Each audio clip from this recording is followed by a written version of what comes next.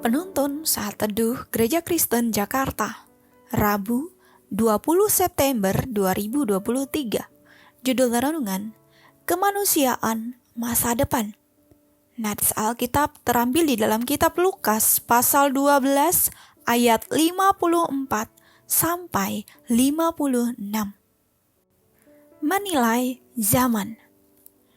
Yesus berkata pula kepada orang banyak, apabila kamu melihat awan naik di sebelah barat, segera kamu berkata, akan datang hujan.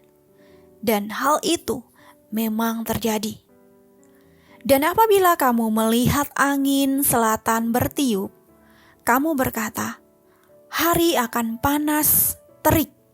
Dan hal itu memang terjadi. Hai orang-orang munafik, rupa bumi dan langit kamu tahu menilainya. Mengapa kamu tidak dapat menilai zaman ini? Transhumanisme atau melampaui kemanusiaan adalah gerakan intelektual yang meyakini manusia mampu mengatasi keterbatasan fisik dengan mengadopsi kecanggihan teknologi. Istilah ini diperkenalkan pertama kali oleh Jane Goodall pada tahun 1939.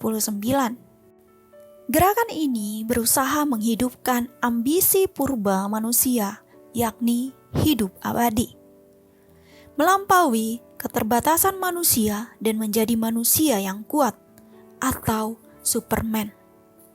Semangat ini telah sedikit demi sedikit diperlihatkan melalui film-film science fiction yang mulai beredar di bioskop-bioskop.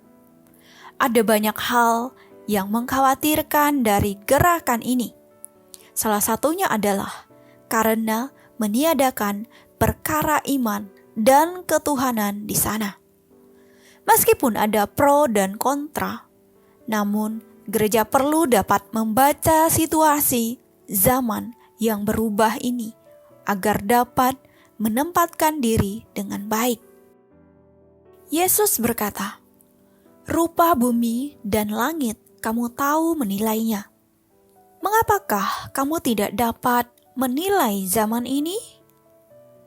Perkataan yang keras ini merupakan sebuah teguran Yesus kepada orang banyak yang terdiri dari para imam dan orang banyak.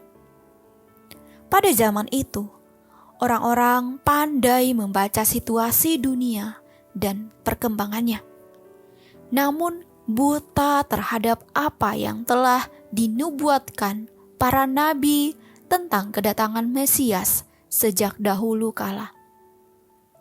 Yesus datang sebagai Mesias dan tanda-tandanya sudah jelas. Namun mereka menolak kehadirannya.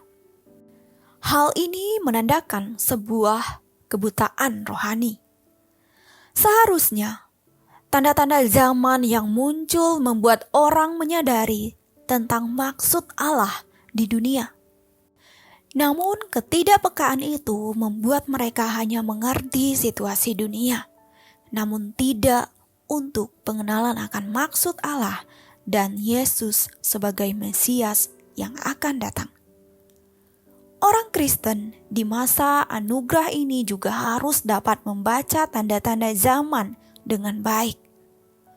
Hari ini, kemajuan dunia amat pesat, namun kendur soal iman dan ketuhanan.